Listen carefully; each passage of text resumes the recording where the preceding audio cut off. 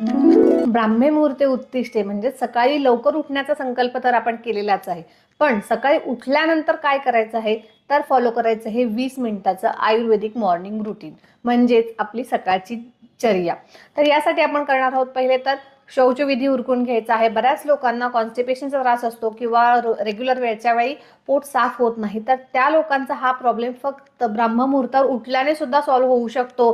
कारण सकाळी जो अपानवायू कार्यरत असतो, जो की मलाची नैसर्गिक प्रवृत्ती करण्यासाठी कारणीभूत असतो, तर त्याची गती नियमित व्हायला लागेल जर तुम्ही रोज सकाळी लवकर उठायला चालू कराल तर, आणि तुमचा हा प्रॉब्लेम सॉल्व्ह होईल। तर सगळ्यात सकाळचं पहिलं काम ते असणार आहे शौचविधी उरकून घेतल्यानंतर।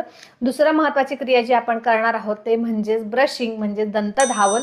तर दंतधावन हे आपण रेग्युलरली करतो, पण एक चेंज त्यामध्ये करायचा आहे, तो म्हणजे आयुर्वेदाने दंतधावनासाठी कषाय तिक्त म्हणजे तुरट आणि तिखट आणि कडू रसाचे द्रव्य वापरायला सांगितले, जिथे की आपण गोड पेस्ट वापरतो। तर त्याऐवजी आपल्याला दंतकांती किंवा इतर कुठलीही जी थोडीशी तिखट तुरट कडवट रसाची अशी पेस्ट असणार आहे ती वापरायची आहे, किंवा मग तुम्ही दंतमंजन सुद्धा वापरू शकता किंवा दोन्हीही वापरू शकता। एकदा पेस्ट करून त्यानंतर थोडंसं दंतमंजन तुम्ही करू शकता।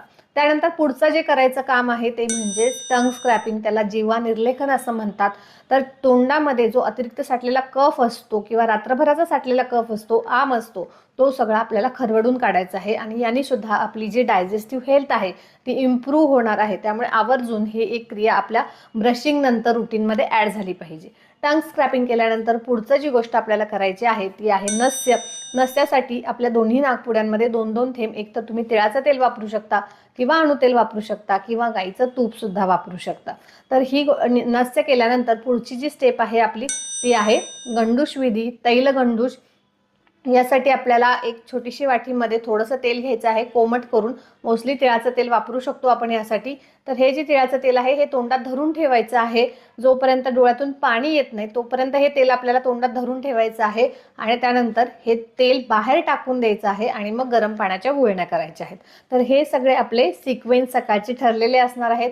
यानंतर आपल्याला काजळही घालायला सांगितलेले आहे, पण ते आठवड्यातून एकदा केलं तरी चालेल। ह्याचं डिटेल डिस्क्रिप्शन मी नेक्स्ट व्हिडिओमध्ये सांगेन। आणि ह्यानंतर आपल्याला अभ्यंग स्नान आणि व्यायाम हे रुटीन फॉलो करायचं आहे।